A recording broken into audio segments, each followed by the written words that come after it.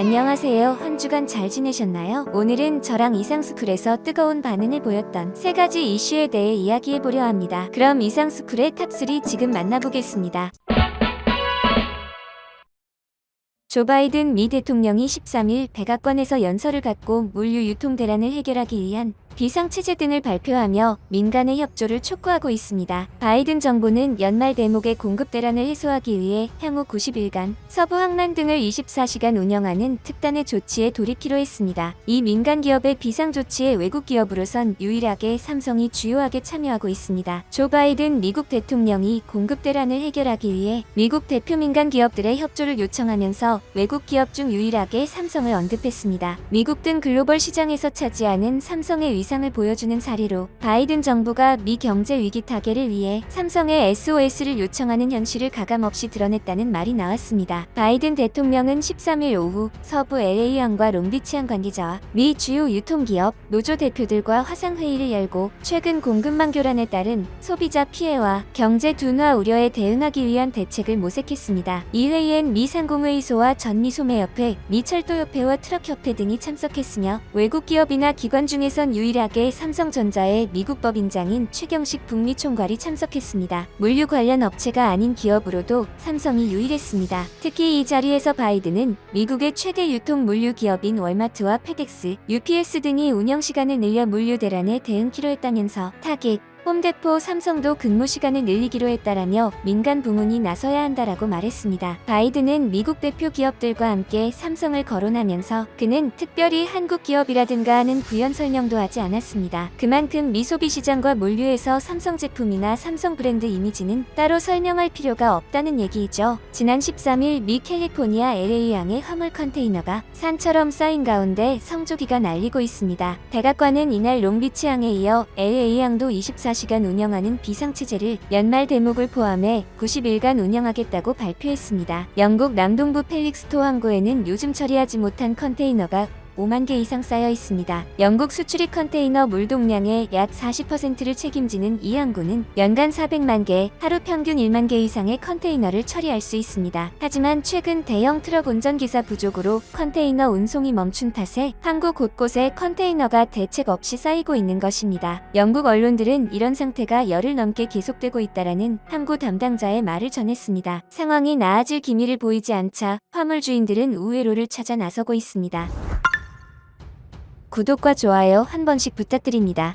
세계 최대 선사인 덴마크의 머스크는 펠릭스토항으로 향하던 대형 컨테이너선을 네덜란드 로테르담항으로 보내 컨테이너를 하역한 뒤 작은 선박에 다시 실어 영국의 다른 항구로 실어 나르고 있습니다. 대서양 건너 미국도 상황은 마찬가지인데요. 미 전체 수입품의 4분의 1이 들어오는 LA항과 비치항은 최근 평일에도 몇 시간씩 문을 닫고 있는데요. 지난 봄부터 팬데믹을 극복한 미국 경제가 살아나며 수입품 소비 수요는 폭발하는데 해운하역, 창고, 운송 소매업체 관련 근로자들은 아직 팬데믹 이전 수준까지 현장에 복귀하지 않은 탓입니다. 이로 인해 대형 컨테이너선들이 하역을 못해 평균 11일씩 바다에서 대기하고 컨테이너 터미널에도 운송을 기다리는 화물이 산처럼 쌓이는 컨테이너 갯돈 사태가 계속되고 있으며 미국 동부 뉴욕항, 남부 조지아주 서베너항에서도 같은 장면들이 벌어지고 있습니다. 한편 코로나19로 인한 세계 경제 불확실성과 미국의 물류 대란이 더해져 세계 경제는 빛을 보지 못함에 따라 국제통화 기금 IMF가 올해 세계 경제 성장률을 기존 6.0%에서 5.9%로 하향 조정했습니다. 로이터 통신에 따르면 IMF는 주요 선진국을 중심으로 올해 경제 성장률을 하향 조정했습니다. 우선 미국 성장률은 7.0%에서 6.0%로 낮췄고 같은 기간 독일은 3.6%에서 3.1%로 일본은 2.8%에서 2.4%로 조정했으며 영국 전망치 역시 7.0%에서 6.8%로 내렸습니다.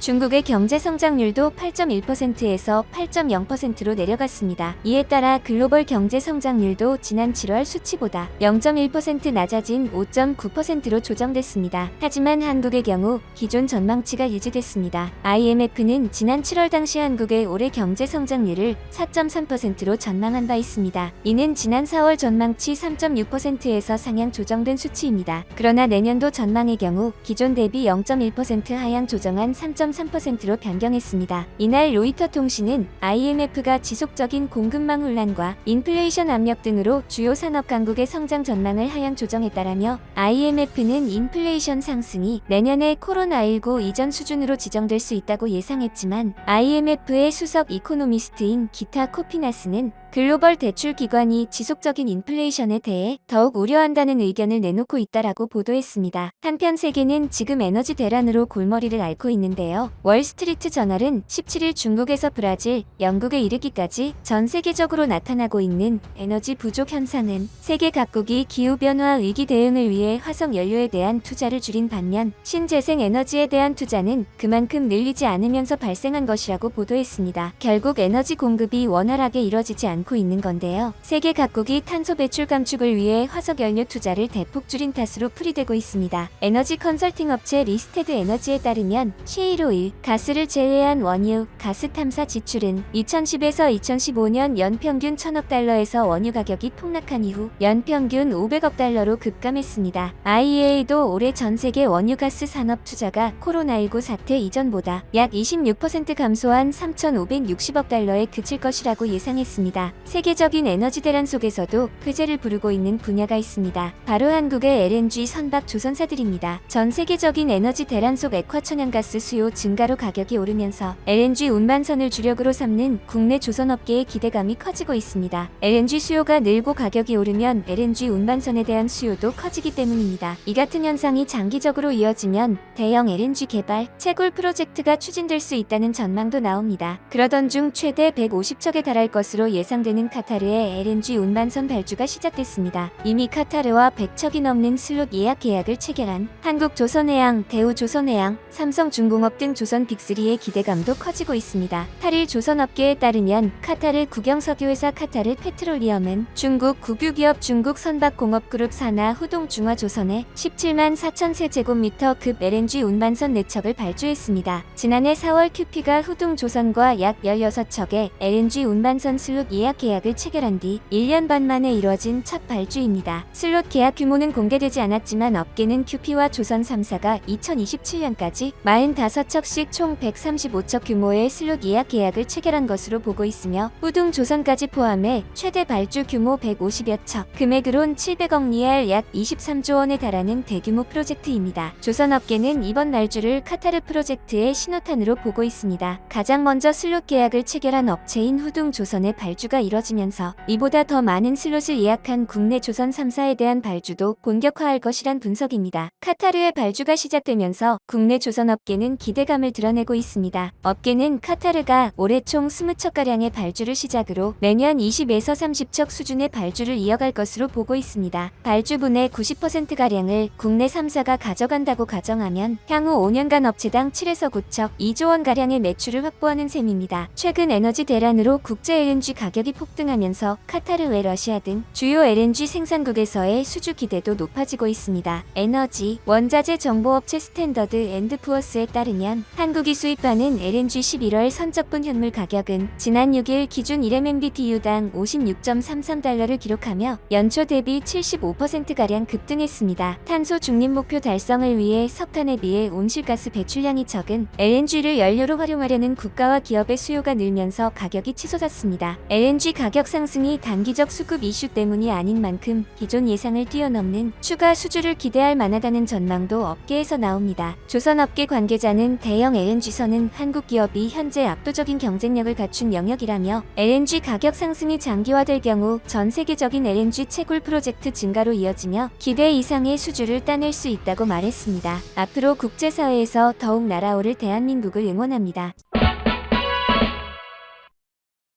미국은 바이든 정부가 들어서면서부터 미국 의회의 힘이 제대로 나타나고 있습니다. 그래서 의회의 본격적인 힘을 드러내며 중국을 압박하고 있는 것입니다.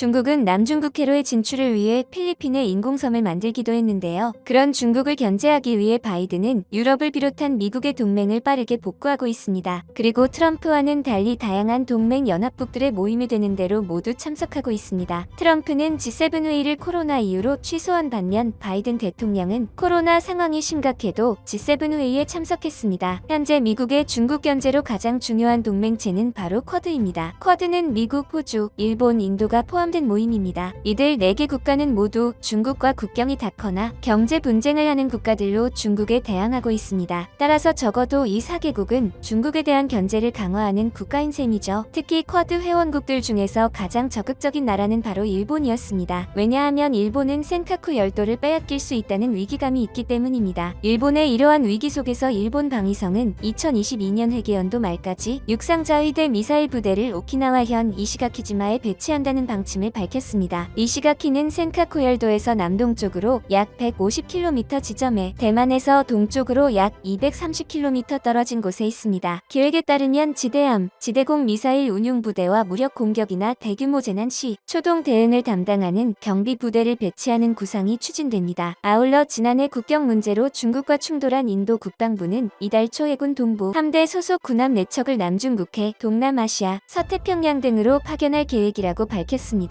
파견에는 유도탄 탑재 구축함 및 소형 구축함, 대잠수함, 소형 호위함 등이 포함됐습니다. 이들 함정은 파견 기간 베트남, 필리핀, 싱가포르, 인도네시아, 호주 해군 등과 차례로 훈련할 예정이며 서태평양에서는 미국, 호주, 일본 등 쿼드 4개국 해군이 참여하는 합동 군사훈련인 말라바르 21을 소화하게 됩니다. 인도는 전통적으로 비동맹 중립 노선을 걷는 나라였으나 중국이 남아시아 등의 영향력을 확대하면서 미국과의 공동 대응에 적극 나서고 있습니다. 하지만 미국 매체들은 일본의 이러한 조치에도 중국의 해군력은 일본보다 우위에 있어 센카쿠를 충분히 탈환할 수 있다고 분석했습니다. 이러한 상황 속에서 아베 전 총리는 미국의 오바마 시절부터 꾸준하게 미국과 대화했습니다. 심지어 일본은 중국이 대만 해협을 통해서 군함을 보내는 등 위협을 구체화하자 쿼드에 미군만 활동하는 게 아니라 한국의 60만 장병들을 포함시켜야 한다는 주장까지 했습니다. 중국을 견제하려면 한국의 군대까지 필요하니 일본은 이 사실을 미국에 적극 주장해야 한다는 것입니다. 이 같은 말은 가네하라 노부카스 전 한국 주재 일본 대사관 정무공사의 말이며 일본 정부의 뜻이 포함되어 있습니다. 심지어 이 발언은 바이든 대통령과 스가 총리가 미국에서 정상회담을 가진 직후의 발언이었습니다. 그래서 그 당시 일각에서는 일본이 한국을 쿼드에 편입시키려고 하는 게 아니냐는 의견도 나왔었죠. 그런데 일본은 자신들의 이익만을 위해서 이러한 발언을 한 것이 아니었습니다. 그 발언의 진짜 이유는 일본을 보호하면서 동시에 한국을 위기에 빠뜨릴 수 있기 때문입니다. 왜냐하면 한국이 쿼드에 가입하면 중국이 한국의 경제 보복을 하기를 내심 기대하고 있는 것이죠. 그렇다면 일본 입장에서는 한국으로 일본도 보호하면서 한국은 위기에 직면하는 효과가 일어나는 것입니다. 그런데 일본의 이러한 말도 안 되는 발언을 미국 입장에서도 마냥 무시할 수 없어 보입니다. 왜냐하면 당장 중국 견제가 시급하니 한국이 힘을 보탠다면 중국 견제가 한결 수월해진다는 것입니다. 더불어 미국은 최근 쿼드를 넘어 오커스를 출범시키면서 중국 견제를 더욱 강화하고 있습니다. 한편 중국에 대항하는 성격의 미국, 일본, 인도, 호주 4개국 연합체 쿼드의 첫 대면 정상회담이 미국에서 열렸습니다. 이번 회의에서는 반도체 문제도 언급됐고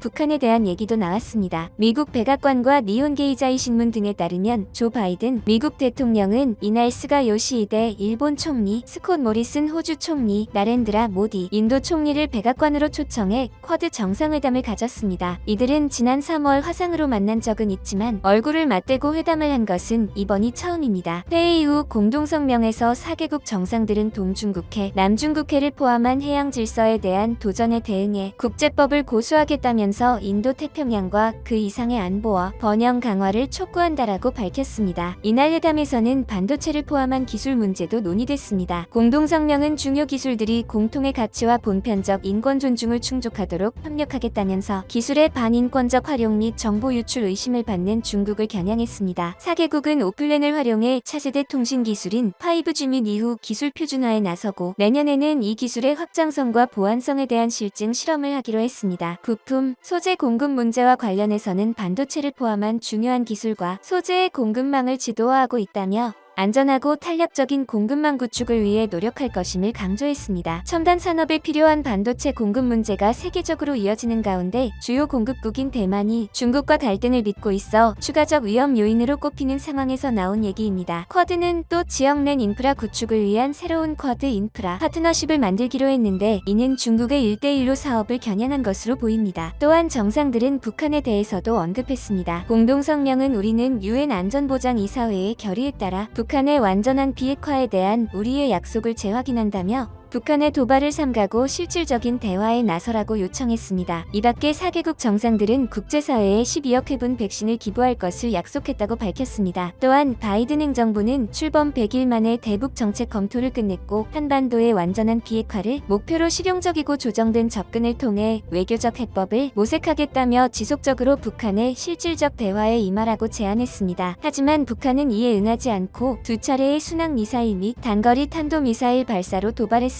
라파엘 그로시 국제원자력기구 사무총장은 지난 20일 이하 총회 연설에서 북한은 플루토늄 분리, 우라늄 농축 및 다른 활동에 전력을 기울이고 있다며 유엔 안보리 결의안 위반이라고 지적하기도 했습니다. 그간 북측의 이런 도발을 멈추고 외교적 대화에 나서라고 강조하던 미국은 이날 쿼드 동맹들과 함께 첫 도출한 공동성명에 같은 내용을 명시한 것입니다. 이는 최근 문재인 대통령이 유엔 총회에서 종전선언을 제안한 이후 상황과 맞물려 더욱 관심을 끌었습니다. 이날 네드 프라이스 국무부 대변인도 화상 브리핑에서 대북 대화와 외교가 최선의 방법이라고 믿는다며 여러 차례 밝혔듯 우린 북한에 대해 적대적 의도가 없고 전제 조건 없이 북한과 만날 준비가 돼 있다고 강조했습니다. 한편 미국은 이번 쿼드 회담을 진행하는 중에 백악관에서는 한국 기업을 부르고 있습니다. 대표적으로 미국 상무부가 올해 들어 벌써 세 번째로 한국의 삼성전자를 불렀습니다. 브라이언 디스 백악관 국가경제위원회 위원장과 지나 러몬도 상무장관이 주재한 회의에서 미 행정부는 삼성전자 등 반도체 기업에 45일 안에 재고, 수요, 판매 정보 등을 담은 설문지를 제출할 것을 요구했습니다. 현황을 점검하거나 미국 내 생산시설 확충을 제안한 앞선 두 차례 회의와 비교하면 훨씬 강경한 조치를 내놓은 것입니다. 젠 사키 백악관 대변인은 조 바이든 대통령 취임 이후 반도체 부족 문제는 최우선 과제였다라며 기업이 투명성을 제공해야 미국 근로자와 소비자에게 미치는 영향을 최소화할 수 있다라고 설명했습니다. 국내에서는 미국의 이러한 움직임이 과도하다는 지적이 나오고 있습니다. 한국 기업을 강하게 압박한다는 이유이죠. 그런데 한편에서는 미국이 현재 코로나19로 수급이 불안해진 반도체 업계를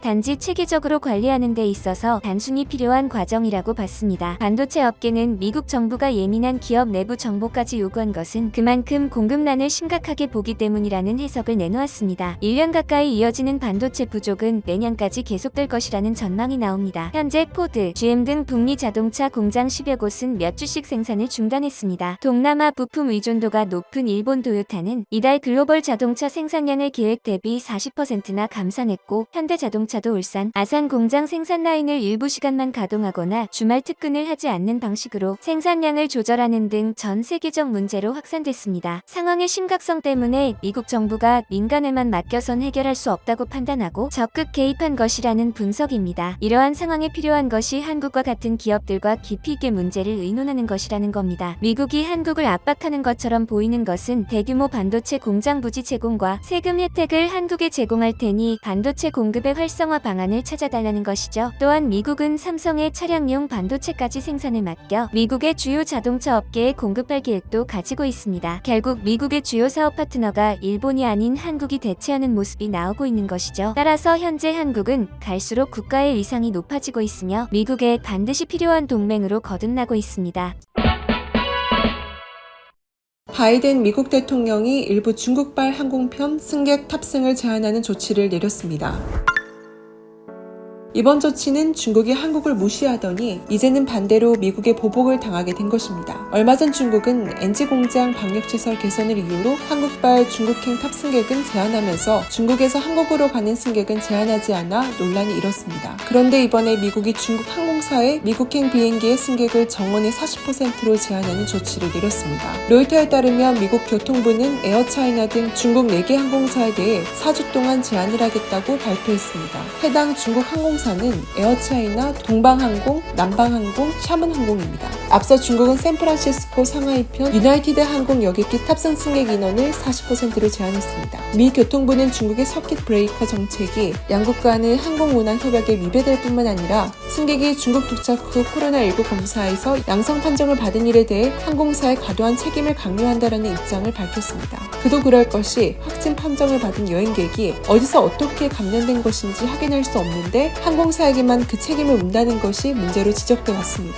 게다가 중국은 방역을 그렇게 신경 쓴다면 중국에서 타국으로 가는 승객에게도 같은 조치를 취해야 하지만 그렇지도 않았습니다. 미국의 이번 맞불 조치는 중국 유학생들이 새학기 시작에 맞춰 미국으로 가야 하는 시기와 맞물린다라고 로이터는 말했습니다. 미국 유나이티드 항공은 중요한 시장에서 공정성을 추구하기 위해 교통부가 이 같은 조치를 내려 기쁘다라고 성명을 냈습니다. 코로나19로 항공기 여행을 둘러싼 양국 간 신경전은 지난해부터 이어져 왔습니다. 도널드 트럼프 행정부 당시 지난해 2월 미국은 중국이 미국발 항공편 복구에 즉각 동의하지 않자 중국발 항공편 입국을 금지하겠다고 했습니다. 이후 미국 항공사들은 자발적으로 중국행 항공편을 취소하는 상황까지 이르렀죠. 그해 1월 트럼프 정부는 코로나19 바이러스 유입을 막는다는 이유로 미국을 제외한 모든 사람들의 입국을 막아왔습니다. 다만 바이든 대통령은 지난 1일부터 중국 유학생들의 입국은 허용했습니다. 양국 간 항공협정은 매주 100개 이상의 항공편을 운항할 수 있도록 해주지만 현재 운항 중인 항공편은 극히 일부에 불과하다고 로이터는 덧붙였습니다. 한편 전 세계는 코로나 위기를 극복하고 예전처럼 돌아가기 위해 최선을 다하고 있으며 많은 나라들은 코로나19의 위협에도 공격적인 정책을 시행하고 있습니다.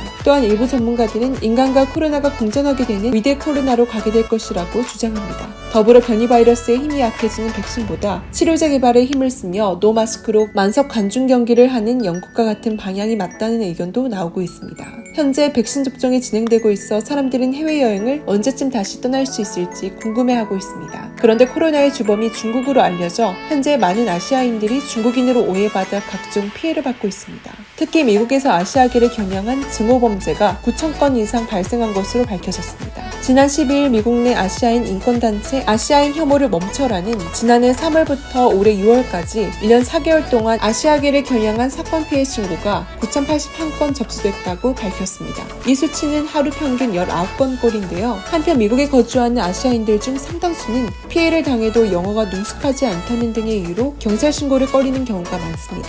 접수된 피해 사례 가운데 가장 많은 것은 언어폭력이었습니다. 안타깝게도 피해자 중에는 중국계를 이어 한국계가 두 번째로 많았습니다. 아시아인 혐오를 멈춰라를 공동 설립한 만주샤 콜카니는 최근 몇 달간 경제 정상화 조치로 사람들의 활동이 늘어나며 혐오 범죄 피해 신고가 더 늘었다고 말했습니다. 이런 아시아인 혐오 범죄가 증가한 데에는 트럼프 전 대통령이 코로나를 중국 바이러스라고 부르며 반중 감정을 부추긴 영향이 있습니다. 이 과정에서 미국 내 아시아계가 혐오의 대상이 됐다는 분석입니다. 그런데 미국과 유럽 내 현지인들은 한국인들이 피해를 입는 사실이 안타깝다며 한국인인지 가려낼 수 있었으면 좋겠다는 의견이 나오고 있습니다. 특히 한국은 코로나 사태 초기 때 드라이스루와 진단키트 등 인류에 기여를 했고 자신들에게 도움을 줬는데 혐오 범죄에 포함되면 안 된다는 것입니다. 그런데 다른 나라들보다 핀란드에서 활동 중인 한국인 구별법이 큰 주목을 받고 있습니다. 핀란드는 국경을 통과하는 사람들에게 한국어 시험을 보게 하고 있습니다. 핀란드는 모스크바와 상트페테르부르크와 인접한 국가입니다. 두 도시는 한국 교민과 유학생들이 주로 거주하는 지역인데 핀란드와 인접해 비행기가 아닌 육로로 입국하는 경우가 대부분입니다. 육로를 통한 입국은 공항보다는 아무래도 비자 감시가 허술합니다. 그런 부분은 당연히 중국인들의 표적이 됐습니다. 그래서 중국인들은 한국인들의 여권을 불법으로 위조해 핀란드를 거쳐 유럽으로 나갔습니다. 한국인이라면 유럽 대부분을 비자 없이 출입할 수 있기 때문입니다. 이렇게 해서 한국인이 불법 입국을 노리고 한국 여권을 위조하는 범죄가 늘면서 우리 국민들도 의심을 받기 시작했습니다. 실제로 한 언론과의 인터뷰에서 한국인 윤모 씨는 러시아에서 핀란드 국경에 다다랐을 때 시험을 치렀다고 밝혔습니다. 당시 국경 수비대원들이 중국인 아니냐라며 의심의 눈초리를 거두지 않았고 윤모 씨는 한국인이라고 강하게 밝혔지만 수비대원들은 윤모 씨의 여권을 가지고 어디론가 사라지더니 한국어 시험지를 가지고 왔다고 합니다. 그런데 한국어 시험지를 본 윤모 씨는 웃음을 참기 힘들었다고 하는데요. 도대체 어떤 문제가 적혀 있었을까요? 시험지에는 이런 문제가 적혀 있었습니다. 1번 역대 대통령들의 이름을 나열하시오. 2번 경부선 구간은 3번 긴급사고 시 거는 전화번호는 4번 한국의 제2도시는 이와 같은 문제들이었습니다. 특히 핀란드에서 시작된 이 한국어 시험은 에스토니아와 스위스에서도 시행되고 있다고 합니다. 정말 재미있는 상황임과 동시에 씁쓸한 마음이 드는데요. 최근 외국 공항에는 한국어 표기가 늘고 있습니다. 대부분 외국 공항은 영어와 본토 자국어로만 표기하는데 예외로 한국인들이 관광지로 주로 찾는 일본, 동남아와 같은 국가라면 공항에서 한국어 표기를 흔히 찾을 수 있습니다. 그런데 체코 프라하와 과테말라, 멕시코 등 의외의 국가에서도 안내 표지판을 한국어로 표기하고 있습니다. 과테말라 라 라우로라 공항은 최근 한글 안내문을 부착했습니다. 라 아우로라 국제공항은 한국에서 잘 알려지지 않은 공항입니다. 하지만 한국에서 인지도가 없을 뿐이지 연간 300만 명 이상이 이용하는 공항입니다. 과테말라 공항에서는 출입국은 물론 식당, 화장실 등 표지판까지 전부 한글로 써져 있습니다. 과테말라 공항이 채택한 언어는 영어와 스페인어 외에는 한국어가 유일합니다. 과테말라는 한국인이 연간 10,000명 정도만 방문하고 교민도 5,000명에 불과합니다. 라 아우로라 공항만 해도 300만 명이 다녀가는데 전체 공항 방문객을 다 합치면 극소수의 규모만 한국인인 것입니다. 과테말라가 공항에 한글을 띄운 이유가 있습니다. 한국이 마스크 수만 장과 진단키트를 기증하고 공항 분야 연수를 제공했기 때문입니다. 과테말라 정부는 이에 보답하는 차원에서 감사의 표시를 한글 표지판으로 한 것이죠. 반면 일본에서는 혐한 정치인들이 공항이나 지하철 등 공공시설물의 한글 표기를 삭제하자고 주장하고 있습니다. 2019년 7월 일본의 우익 정치인 오노데라 마사루는 자신의 트위터에 이곳은 하네다 공항 모노레일 역입니다 라는 글과 함께 한글이 표기된 전광판 사진을 올렸습니다. 한국인들은 영어를 잘 이해할 테니 한글 표기는 시간 낭비라고 적었고 대중교통 안내판에 한글 표기를 삭제하고 더 중요한 정보를 효율적으로 내야 한다고 주장했습니다. 심지어 이 트윗은 게시되자마자 일본인들에게 좋아요 8,000개 이상을 받고 3,500회 이상 공유됐습니다. 일본에서 또 헛돈을 들여 기존에 표기된 한글 표기를 빼내 많은 얘기가 나오고 있지만 그러거나 말거나 한국의 국격은 올라가고 있습니다. 체코 프라하 공항은 한국 사람만 입국 심사대가 따로 있어 기다리지 않고 바로 통과할 수 있습니다. 심지어 여기에는 대놓고 태극기가 걸려있기도 합니다. 멕시코시티 공항 곳곳에서도 마스크 착용, 손 씻기, 거리두기 준수 등을 당부하는 한글 안내판이 부착되어 있습니다. 기존의 공항에 표기된 언어는 스페인어, 영어였습니다. 한국과 멕시코 간 인적 교류가 증가하면서 공항 측에서 우리 국민의 편의를 위해 한글 표기를 늘린 것입니다. 멕시코는 관세청, 이민청 등 주요 웹사이트도 한국어 버전을 내놓기도 했습니다. 멕시코에 여행이나 출장을 온 한국인들이 편하게 입출국을 하라는 뜻입니다. 모든 국가들이 부러워하는 한국의 이미지와 여건에 먹칠하지 않게 해외에서 에티켓을 철저히 지키는 대한민국이 되었으면 좋겠습니다. 혹시 주식하시나요? 30초면 내 주식 실력 확인, 마스크 및 커피 쿠폰 전원 증정합니다. 이상스쿨에서 추후 주식 컨텐츠 기획에 데이터 조사 중이니 참여하시고 오른쪽 버튼을 눌러주세요.